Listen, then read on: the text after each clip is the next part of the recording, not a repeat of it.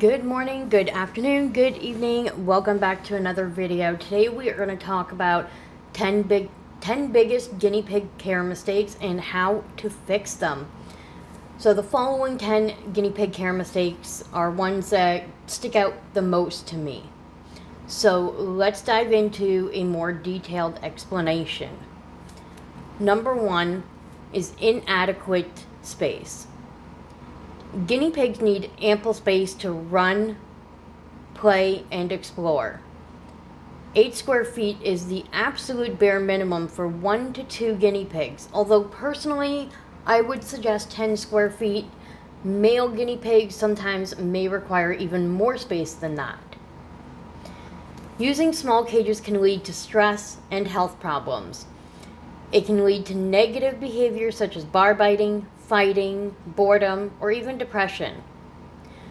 By providing a cage space that allows your guinea pig to run and exercise and play and explore at their free will when they want, it will help ensure that your guinea pigs thrive and live their best lives. Now, certainly, even you wouldn't want to be told when you can or cannot exercise. So, really, why should they? The Midwest guinea pig habitat, or a 2-foot by 4-foot cage, will provide the bare minimum space. If you are discovering that the cage you have may be too small, don't fret. You can upgrade to a proper size.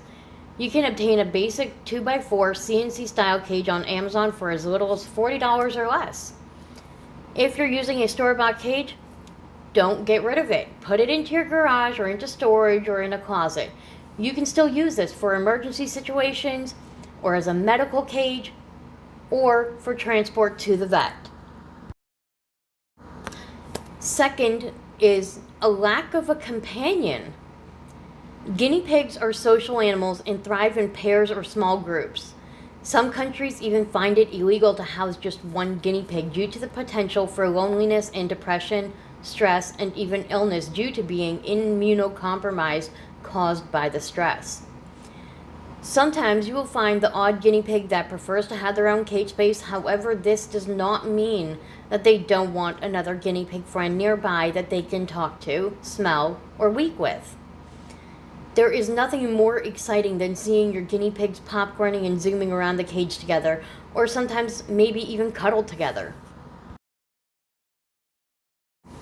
Number 3, we have poor diet. A diet lacking in vitamin C, hay, fresh vegetables can lead to serious health issues. Guinea pigs don't produce their own vitamin C, so it is extremely important that we provide that to them through fresh vegetables and a good quality pellet that is vitamin C fortified.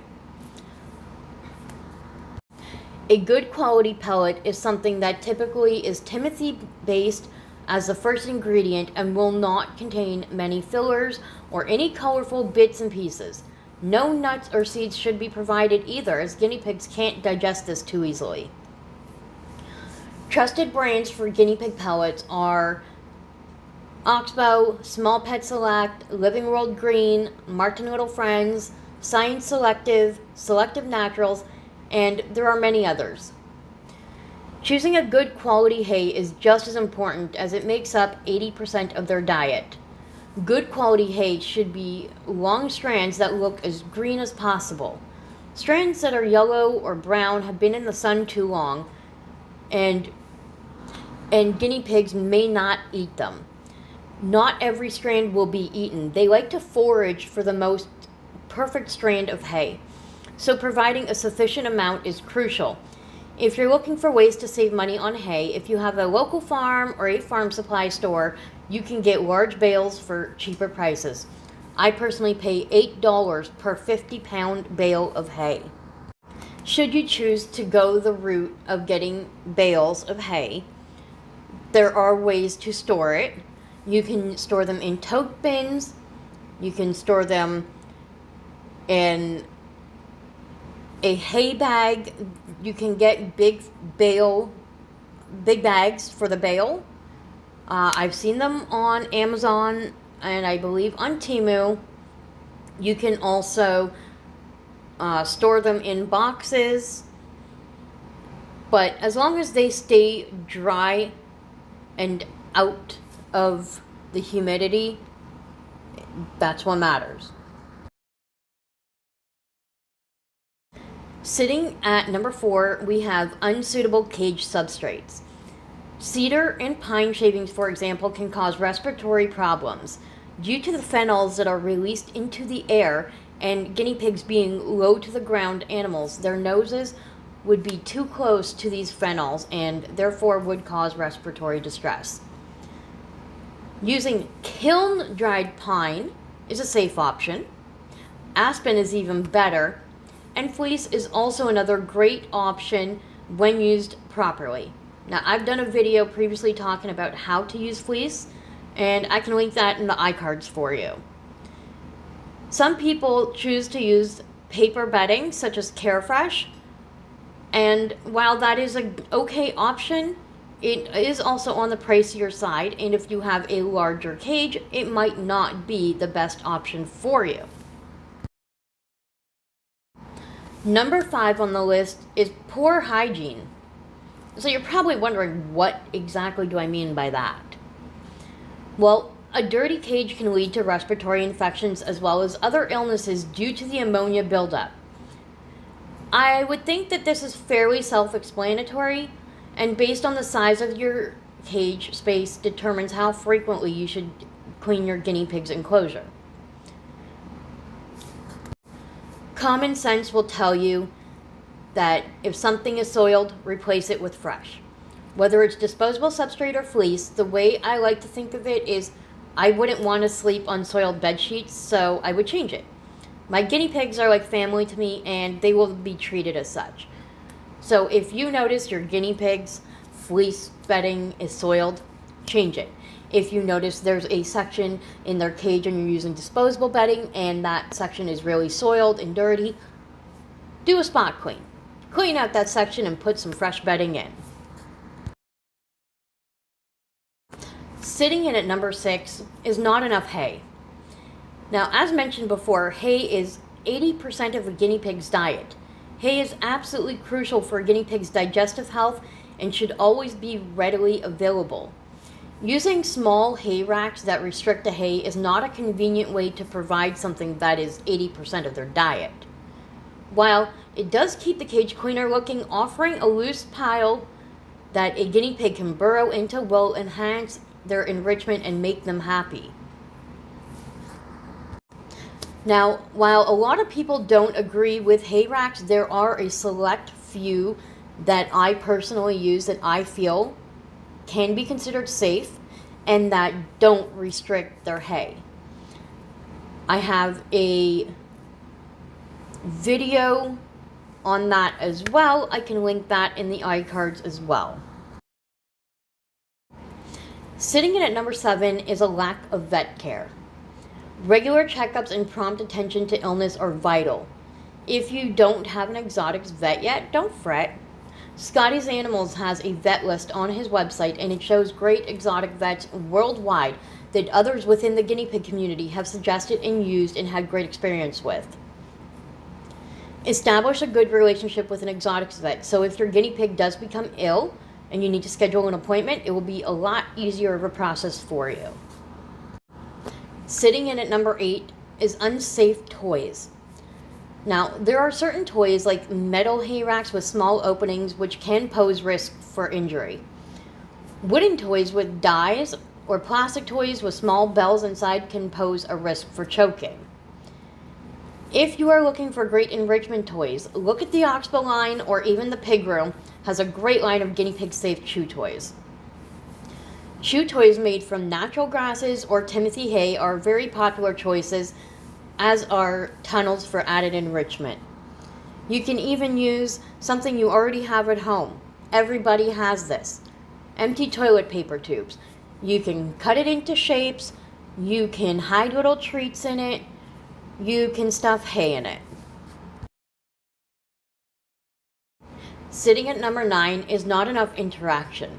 So what do I mean by that? Well, guinea pigs need to be handled and interacted with regularly to prevent them from becoming fearful and withdrawn. Regular interaction with your guinea pig also provides you with a good sense of what is normal and what isn't normal behavior for them, what eating habits they have, soiling habits so you can determine if your guinea pig is unwell.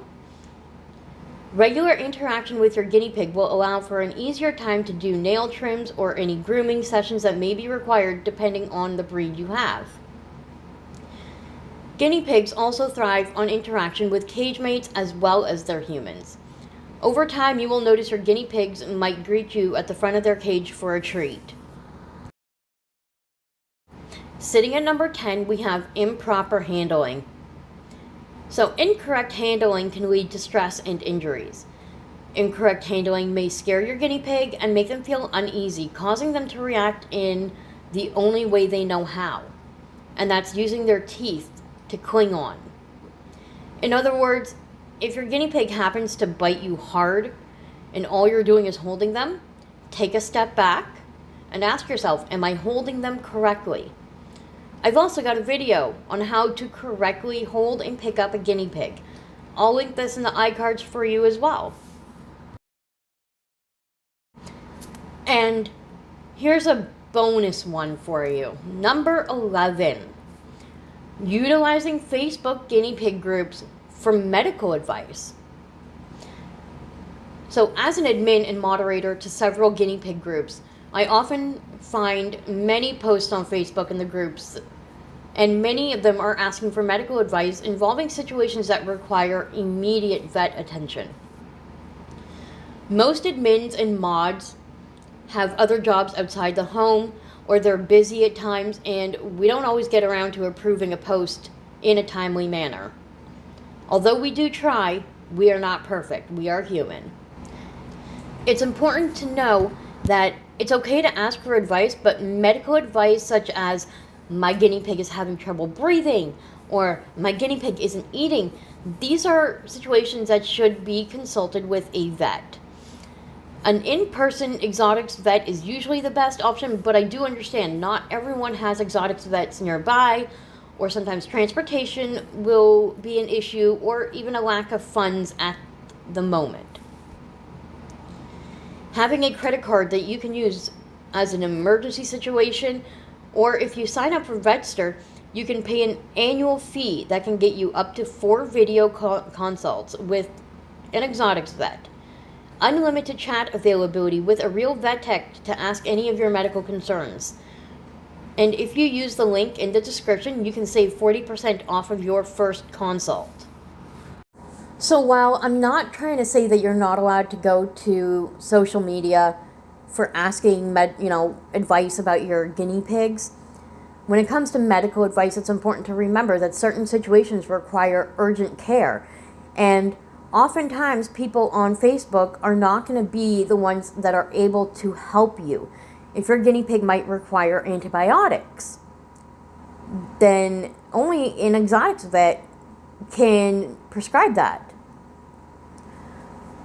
Many members on Facebook can share their experiences with you, but not every experience is going to be the same. And while a lot of situations have very similar, while most situations have very similar symptoms, it does not mean that what's wrong with another person's guinea pig is going to be what's wrong with your guinea pig.